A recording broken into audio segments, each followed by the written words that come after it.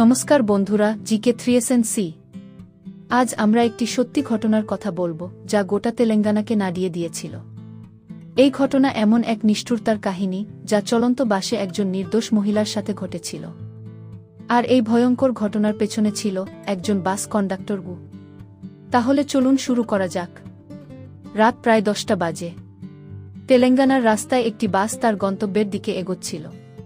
সেই বাসেই ছিলেন এক মহিলা যিনি কখনো কল্পনাও করেননি যে এই যাত্রা তার জীবনের সবচেয়ে ভয়াবহ যাত্রা হবে। বাসে তখন বেশ কিছু যাত্রী ছিল, আর তাদের মধ্যে ছিল কন্ডাক্টর।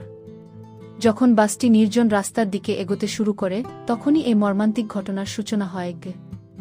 যতই বাস এগোচ্ছিল ততই যাত্রীর সংখ্যা কমতে থাকে। যখন বাসে মাত্র কয়েকজন লোক বাকি ছিল, তখন কন্ডাক্টরের চোখ পড়ে সেই মহিলার দিকে।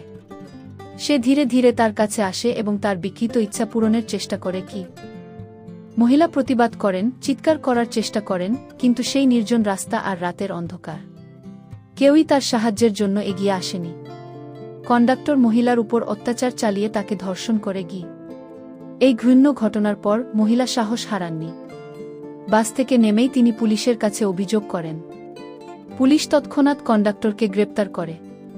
জিজ্ঞাসাবাদের সময় জানা যায়, আগেও কন্ডাক্টরের বিরুদ্ধে অনেক অভিযোগ উঠেছিল, কিন্তু সেগুলি গুরুত্ব পায়নি।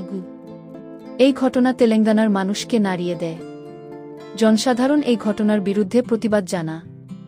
আদালত কেসের শুনানির পর কন্ডাক্টরকে কঠোর শাস্তি প্রদান করে। এর ফলে নির্যাতিতা ও তার পরিবার কিছুটা স্বস্তি পায়।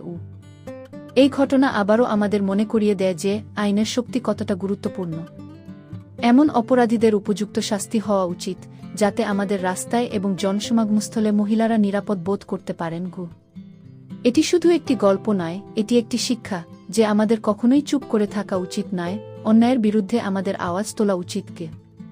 যদি আপনাদের এই ভিডিওটি তথ্যবহুল লেগে থাকে, তাহলে আমাদের চ্যানেলটিকে সাবস্ক্রাইব করুন এবং বেল আইকনটি টিপুন, যাতে আপনি আমাদের পরবর্তী সত্যিকারের ঘটনার ভিডিও মিস না করেন। ধন্যবাদ।